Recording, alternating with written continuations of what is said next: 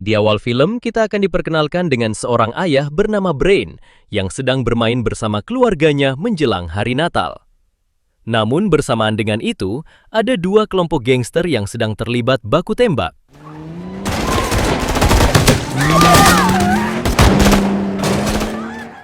Dalam insiden ini, ternyata anak Brain terkena peluru nyasar dan membuatnya harus meregang nyawa.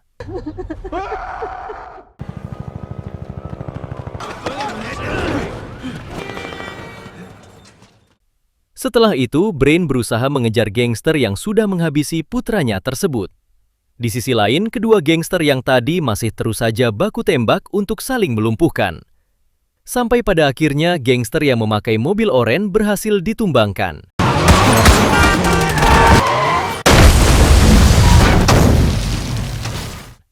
Brain yang melihat hal itu, ia langsung mengambil besi lalu bersembunyi di balik tembok.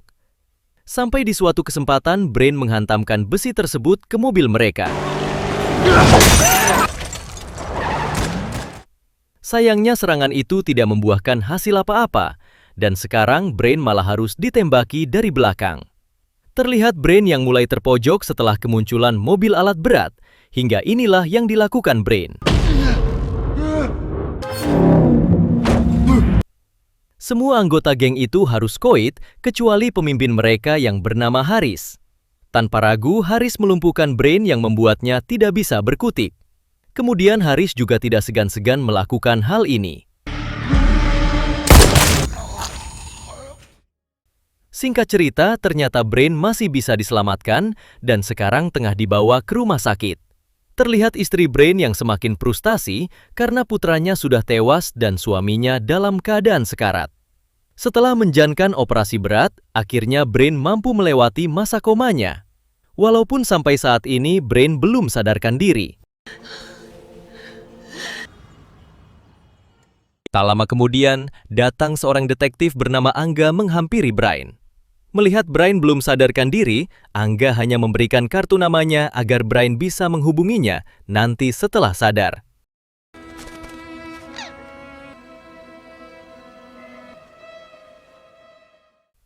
Beberapa hari berlalu, Brain akhirnya sadar walaupun keadaannya masih sangat memprihatinkan.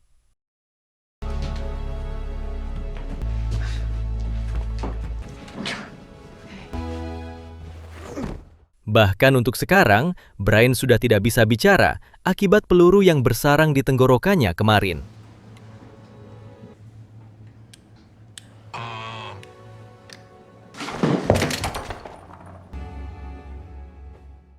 Singkatnya, Brain diizinkan pulang dari rumah sakit.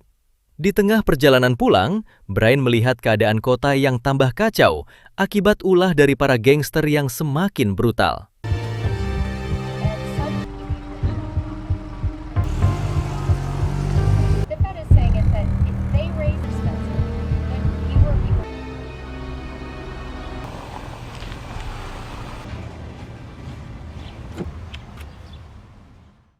Setibanya di rumah, Brain kembali teringat kenangan bersama anaknya yang sekarang sudah wafat. Brain masih tidak percaya kalau putra mereka akan pergi secepat itu, apalagi tewasnya diakibatkan oleh kelakuan para gangster. Saat di dalam rumah, Brain melihat mainan milik sang anak. Tentu ia pun langsung menangis sejadi-jadinya.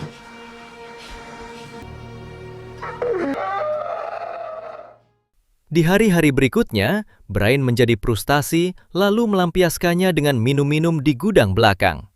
Sementara sang istri yang melihat hal itu hanya diam karena ia paham betul dengan perasaan Brain. Suatu pagi, ketika Brain melamun di depan rumah, tiba-tiba ia teringat kembali akan kejadian saat ia bersama keluarga, lalu muncul para gangster yang harus merenggut nyawa putranya. Dari sinilah akhirnya Brain bertekad untuk membalas dendam kepada gangster tersebut, karena jika tidak, ia akan terus terpuruk seperti ini. Brain pun dengan segera membereskan botol-botol minuman yang setiap hari ia minum, karena mulai sekarang ia harus membugarkan badannya. Di sini Brain juga menemukan kartu nama Angga, yaitu detektif yang waktu dulu memberikan kartu namanya saat di rumah sakit. Keesokan harinya, Brain mendatangi kantor polisi dengan niat ingin bertemu Detektif Angga. Namun setibanya di sana, kebetulan Detektif Angga sedang tidak ada di kantor, dan Brain diminta untuk menunggu sebentar. Di sini Brain melihat foto-foto anggota gangster yang sedang diintai oleh Detektif Angga, hingga Brain langsung memfoto mereka. Dan kebetulan di sana juga ada foto Haris, yaitu ketua gangster yang dulu menembak tenggorokan Brain.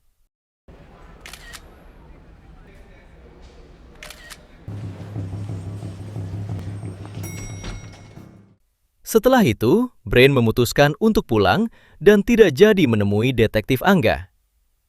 Setibanya di rumah, terlihat Brain yang memasang foto Haris dan semua anggota gangsternya karena Brain akan membantai mereka. Brain juga berjanji akan membantai mereka sebelum hari Natal, yaitu bertepatan dengan 1 tahun kematian putranya. Di bulan berikutnya, Brain mulai melatih fisik, walaupun terlihat Brain yang masih sangat lemah dan belum bugar. Brain juga tidak lupa mendatangi latihan tembak, agar dirinya bisa menembak dengan baik dan benar.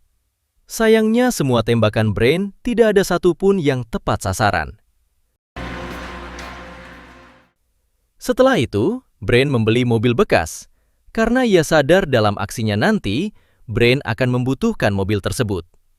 Kemudian Brain pun mulai memodif mobil itu. Di sela-sela memodif mobilnya, Brain berlatih bela diri melalui internet, karena Brain dulunya hanya seorang pegawai pabrik biasa, bukan seorang militer.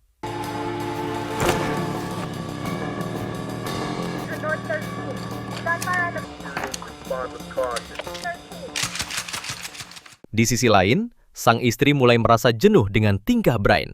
Apalagi semenjak kematian anak mereka, Brain tidak pernah lagi memperdulikannya. Keesokan harinya, Brain yang sudah memodif mobil, ia pun langsung mengetes mobil tersebut sekaligus mengasah skill menyetir.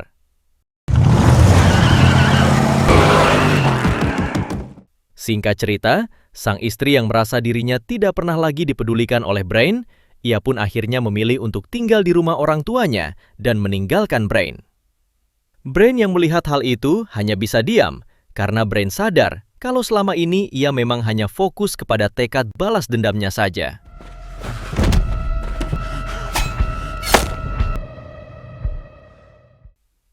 Sepuluh bulan kemudian, Brain berhasil menemukan markas besar milik kelompok gangster Haris. Dari jarak jauh, Brain mulai memotret mereka satu persatu.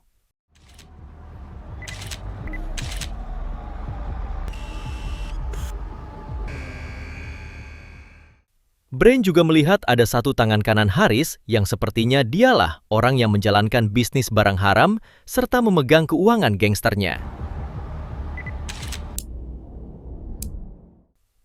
Di hari-hari berikutnya, Brain terus mengasah skillnya dengan selalu mendatangi latihan tembak. Terlihat, kali ini Brain sudah sangat mahir dalam hal menembak, bahkan tidak ada satupun peluru yang meleset. Kemudian Brain juga terus melatih skillnya dalam menyetir. Tampak sekarang, Brain yang sangat jago dalam mengendarai mobilnya.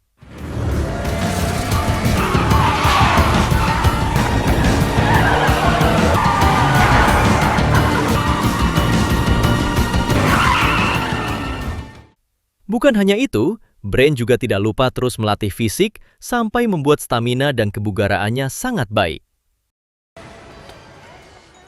Keesokan harinya, Brain baru saja membeli makanan dari supermarket. Lalu tak sengaja, ia melihat Haris dan beberapa anak buahnya. Brain yang sudah tidak tahan, ia pun berniat akan menikam Haris sekarang juga. Namun hal itu harus terhenti setelah Brain menyadari kalau di sana banyak sekali para bocil.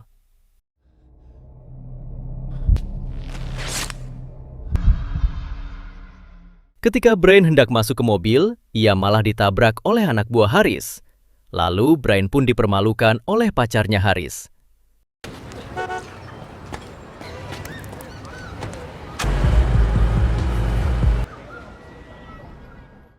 Setibanya di rumah, Brain langsung meluapkan kekesalannya dengan berlatih lebih keras.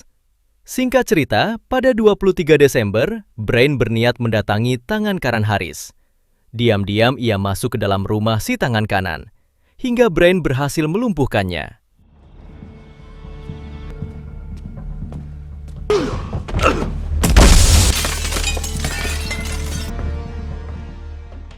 Kemudian Brain membawa si tangan kanan ke gudang milik Brain.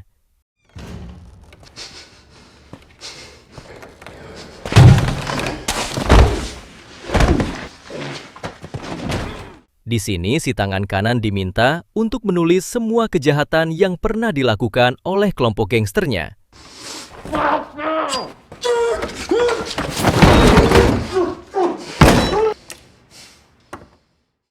Namun sayang, di suatu kesempatan si tangan kanan berhasil berontak, lalu terjadilah baku hantam. Tampak Brain yang cukup kewalahan melawan tangan kanan Haris.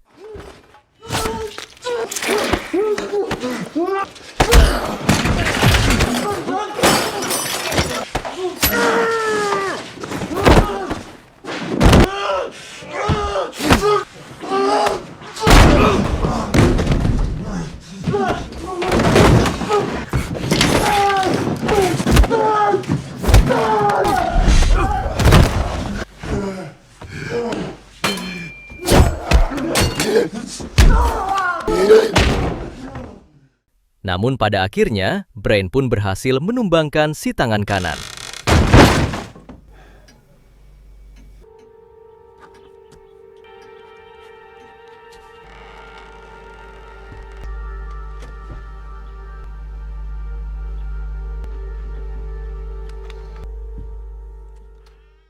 Keesokan paginya, Brain pergi ke makam mendiang sang anak untuk berziarah. Di sini, Brain meminta maaf karena dirinya tidak bisa menjaga sang anak sampai ia harus tewas di tangan gangster. Kemudian, Brain juga berkunjung ke rumah orang tua sang istri untuk mengecek keadaan istrinya. Walaupun hanya melihatnya dari mobil, tapi Brain senang karena istrinya baik-baik saja. Malam harinya, di tanggal 24 Desember, bertepatan dengan 1 tahun kematian sang anak, Brain pun akan memulai aksi besarnya, yaitu membantai kelompok gangster Haris.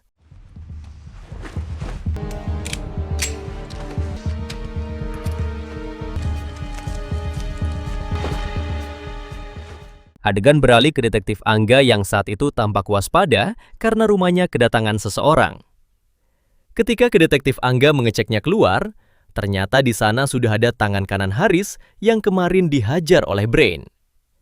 Di sini detektif Angga juga menemukan sebuah surat yang berisi sebuah flash disk. Ternyata yang memberikan surat tersebut adalah Brain. Sekarang Brain tengah mencari keberadaan geng Haris, sebab dimulai dari malam ini ia akan membantai mereka.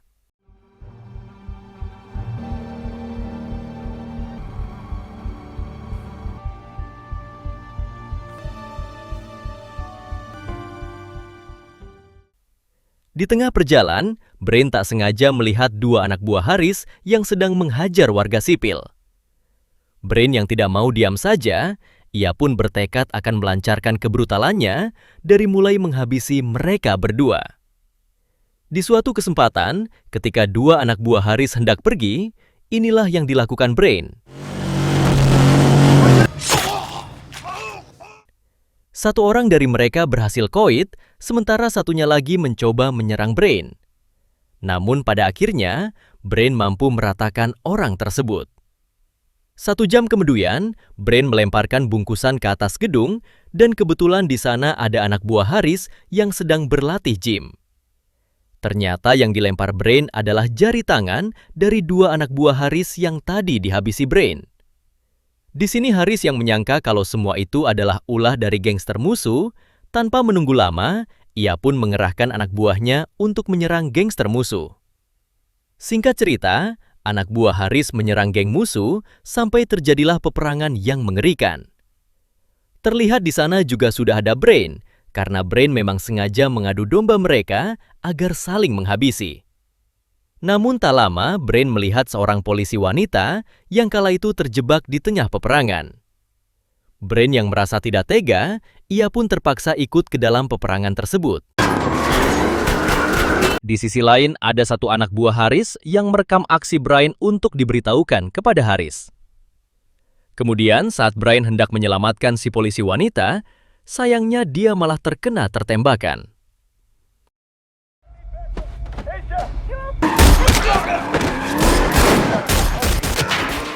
Setelah itu, Brian yang menyadari aksinya tadi telah direkam. Tanpa menunggu lama, inilah yang dilakukan Brian. Sebelum pergi, Brian keluar untuk mengambil ponsel orang tersebut, dan ia juga tidak lupa menghabisinya.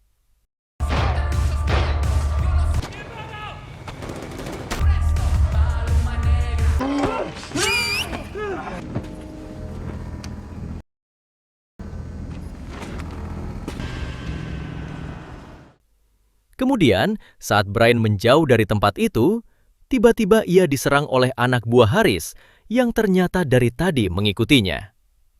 Terlihat anak buah Haris yang satu persatu mampu diratakan oleh Brian. Hingga pada akhirnya, Brian pun berhasil menghabisi mereka semua.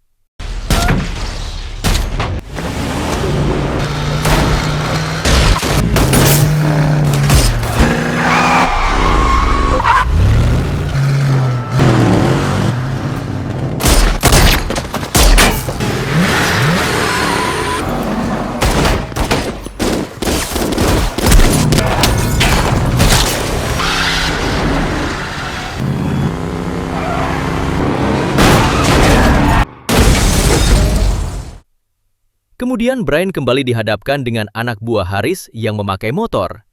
Sampai di suatu kesempatan, Brian membawanya ke sebuah gang sempit. Lalu inilah yang terjadi.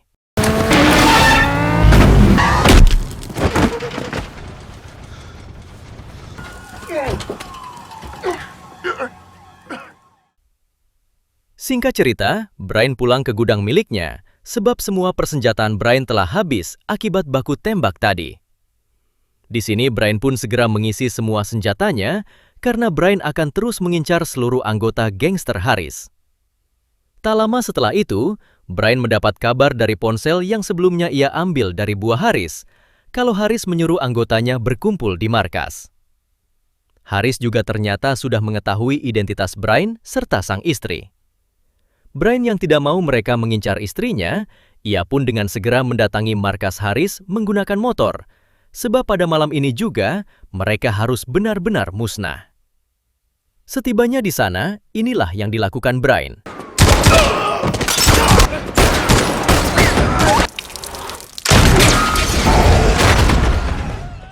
Satu persatu anak buah Haris mampu diratakan oleh Brian dengan cukup mudah. Setelah itu, Brian naik ke lantai atas. Namun di sana sudah ada anak buah Haris yang siap menyerang Brian. Dengan kemampuan yang sudah ia latih selama setahun, Brian tidak begitu kesulitan menghadapi mereka.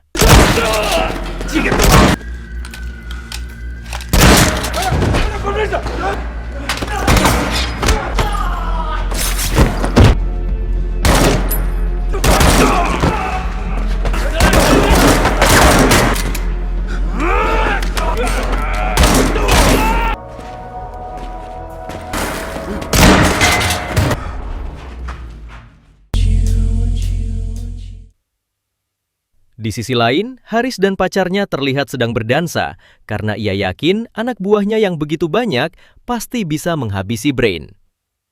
Kembali ke Brian yang masih terus saja melawan puluhan anak buah Haris. Mereka sangat berambisi menghabisi Brian, namun Brian begitu sulit untuk ditumbangkan. Singkat cerita, Brian memenangkan pertarungan dan sekarang ia lanjut ke lantai berikutnya. Sebelum pergi ke sana, terlihat Brian yang memasang jebakan bom dari arah yang berlawanan.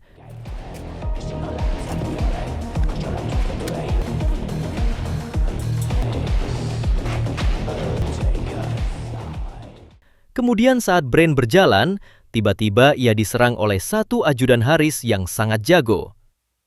Di pertarungan kali ini, Brian benar-benar kewalahan melawan orang tersebut, apalagi keadaan Brian yang sudah sangat lelah.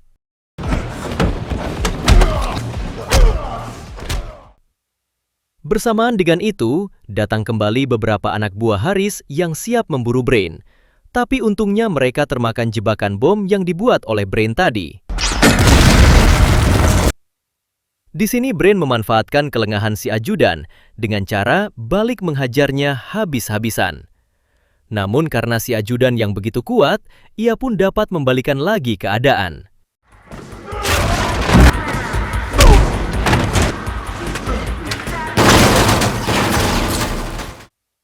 Di sisi lain, ternyata detektif Angga datang juga ke sana untuk membantu Brain dalam menghabisi semua anggota Haris. Tak lama, ia dihadapkan dengan beberapa anak buah Haris, tapi untungnya detektif Angga berhasil memenangkan baku tembak tersebut.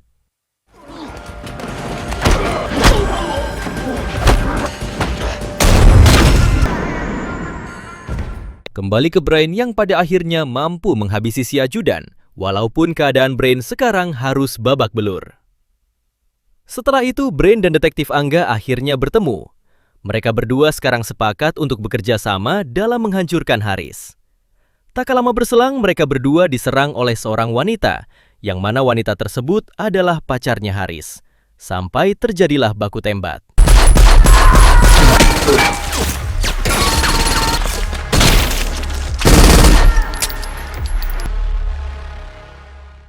Di suatu kesempatan, Brain mampu memojokkan pacar Haris dengan menodongkan senjata ke kepalanya. Namun dengan melas, pacar Haris meminta pengampunan kepada Brain.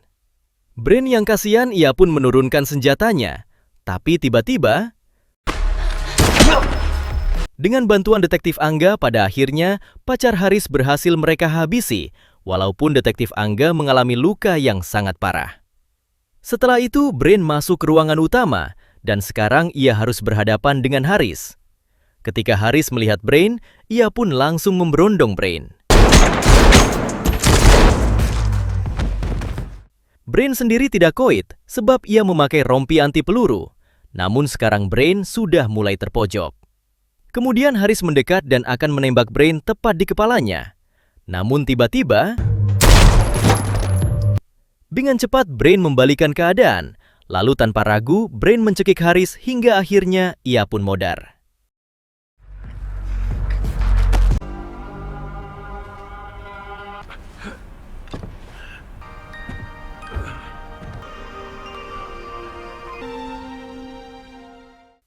Setelah itu, Brain mulai teringat kembali dengan mendiang anaknya.